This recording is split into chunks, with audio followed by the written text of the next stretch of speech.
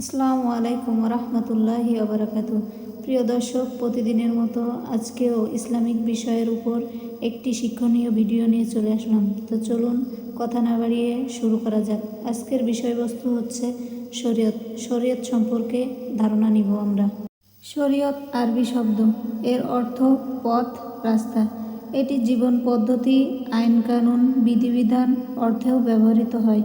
ব্যাপক অর্থে শরীয়ত হলো এমন সুদৃঢ় ও সুস্পষ্ট পথ যা অনুসরণ করাকে মানুষ সুষ্ঠু ও সুন্দরভাবে নিজ গন্তব্যে পৌঁছতে পারে।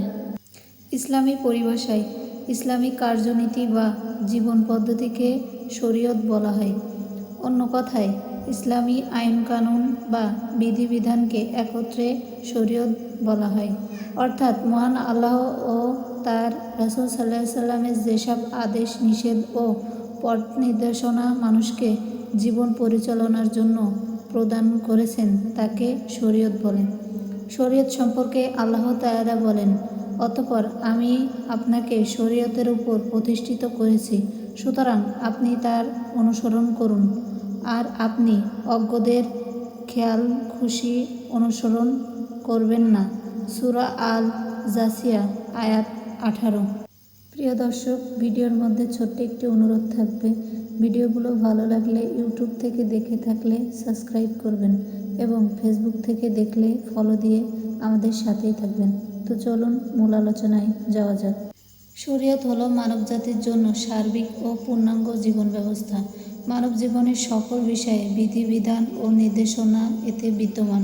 এ সম্পর্কে আল্লাহ তাআলা বলেন, আজ আমি তোমাদের জন্য তোমাদের দিনকে পূর্ণাঙ্গ করলাম, তোমাদের উপর আমার নিয়ামত পরিপূর্ণ করলাম এবং তোমাদের জন্য ইসলামকে দিন হিসেবে মনোনীত করলাম। সূরা আল মাইদা আয়াত 3। সুতরাং বোঝা গেল যে ইসলামী শরীয়তের বিষয়বস্তু ও পরিধি অত্যন্ত ব্যাপক। মুসলিম মনীষীগণ শরীয়তের বিষয়বস্তুকে প্রধানত তিনটি ভাগে ভাগ করেছেন, যথা আকীদা বা বিশ্বাসগত বিধিবিধান, 2 নৈতিকতা ও চরিত্র সংক্রান্ত রীতিনীতি, 3 বাস্তব কাজকর্ম সংক্রান্ত নিয়মনীতি।